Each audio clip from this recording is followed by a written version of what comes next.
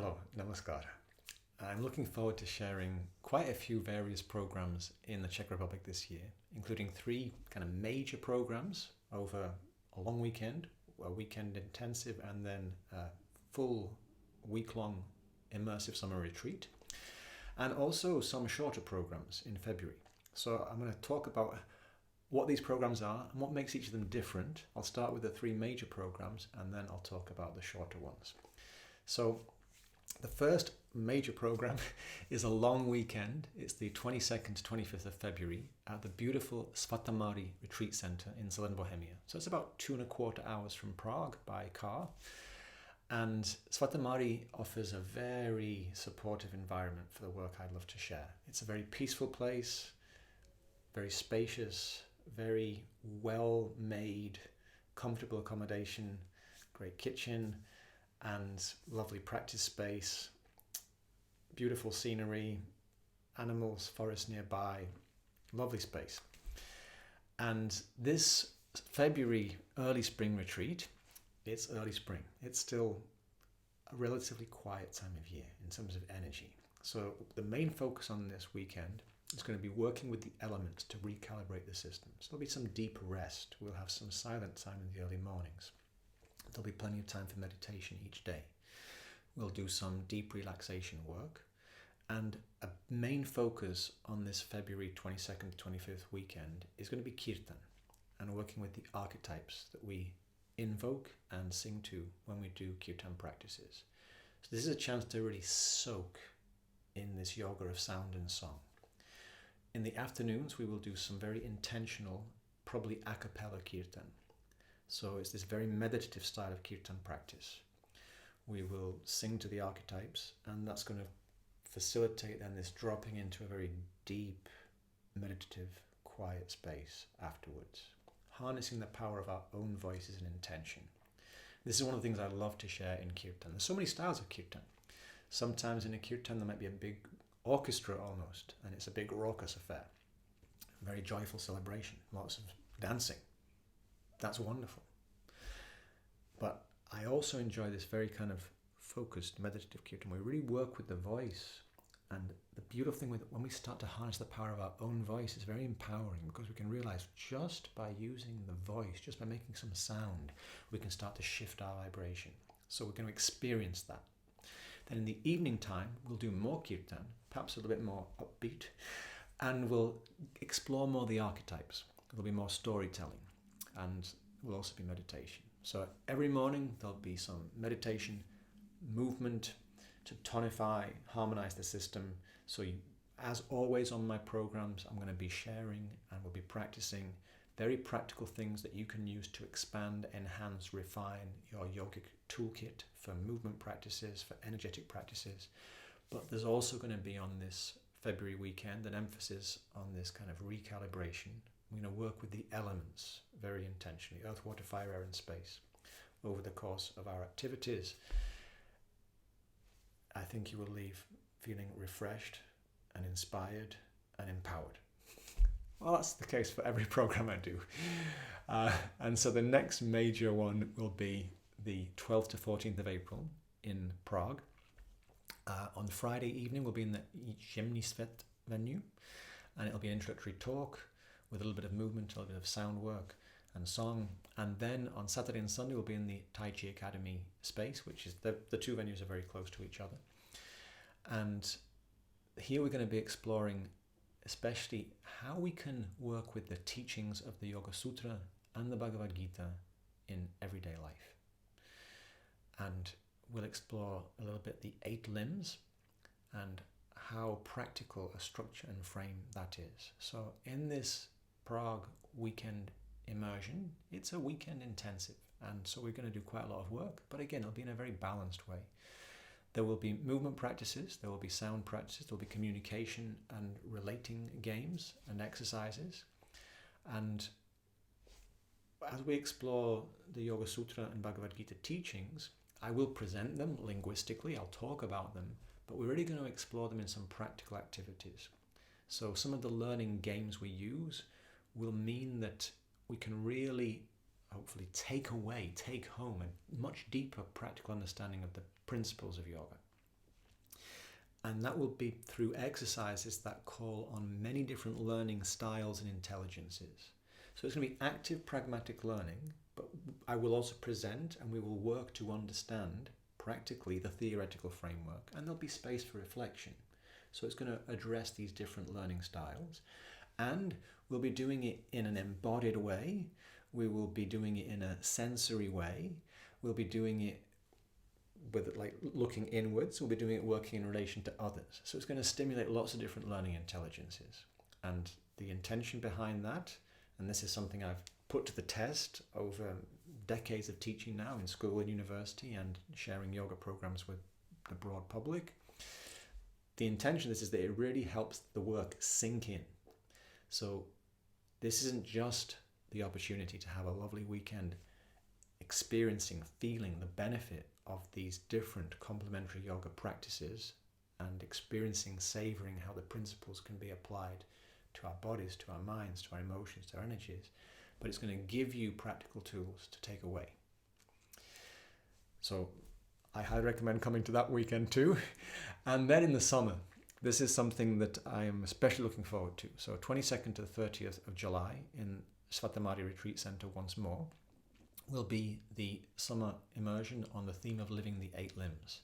So many people have maybe been to a yoga retreat or joined a yoga holiday and had a lovely experience. And this is not necessarily the same as those types of yoga retreat or yoga holiday. What we're really going to do here is we're going to live the teachings all day long. We're going to soak in them. And they're all going to be mutually complementary. It's going to feel very energizing. So feedback that I have received from people who've done these types of immersions with me before is that it's life-changing. And they say that not at the end of the retreat. Well, maybe they do say it at the end of the retreat, but they also say it 3, 4, 5, 10 years later. Because we're going to really explore the principles in all these different complementary ways. So just as I mentioned before, on the weekends, the way I work is really seeking to harness the power of all our different intelligences and our learning styles. That's, to me, yogic learning. Yoga means including, gathering, reconciling. It needs to address the whole human being. And when we have this opportunity to soak in the teachings for a week or longer, we get so much experience of how the different aspects of yoga all complement each other. So yes, we will have a certain rhythm to our days. We will begin the day with morning movement and meditation practices to just harmonize, calibrate the system, and give us the experience of what it's like to start the day with a nice dose of these practices that address all these different aspects of our bodily vehicle, the gang of our being. We'll also be doing plenty of singing and plenty of sound work during the program. We're also going to study a body of teaching, the 8 limbs, in the context of the Yoga Sutra. But we're going to study it in a very practical, pragmatic way. And it's not that like, oh, in the morning session, we're going to have a lecture about the text. And in the afternoon session, we're going to have a workshop on yogasana and pranayama. It's not really like that. Everything is complementary.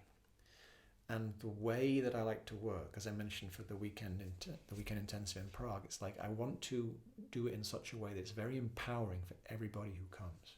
That when you leave the retreat, you will have in your own yogic toolkit a whole suite of resources and techniques.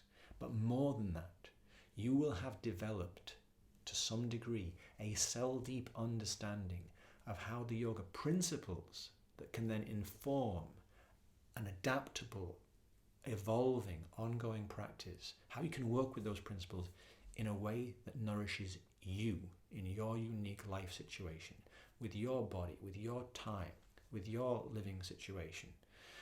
Me, for example, I've lived a life in which I've spent time in very different climates. I've just been in the tropics and I'm now in northern England. It was icy last week. The week before, it was 30 degrees. So how to practice to facilitate harmonization in that different situation? When I'm carrying an injury, when I've got lots of energy, when time is short, how to practice. So when we gather together for a week like this, we can really soak in the teachings and develop an understanding of them that I would describe as a yogic understanding, not merely theoretical, not merely based on application in one domain of life, but based on a holistic understanding that we can apply in relation to all aspects of life. And for me, there's nothing I enjoy more than sharing this way of living. So basically on the week-long summer immersion, it's an opportunity to just soak in the teachings, to work with a group of other people who are also interested in inviting more deeply into their own lives these time-tested, robust principles of yoga in ways that are really relevant and applicable to our lives today. So I'm super enthused to be sharing these programs in the Czech Republic. I chose to do the retreats at Svata Mari because the venue is beautiful, very peaceful. I love the intention behind it. The owners, they really care about giving people the opportunity to rest, to recharge, to refresh their perspective. And since I first went to Czech Republic more than 20 years ago, I've always had very positive experiences there with the people and the land and the energy. So it's very worth traveling for. If you're traveling from overseas, we will make arrangements either for getting a meeting in Prague and then all traveling together by van or taxi or carpooling. So that's nothing to worry about. We will make sure that anybody who's traveling in from another country knows everything they need to safely and easily get from landing in Prague to the venue. So please sign up. I have changed the pricing. I've reduced the pricing.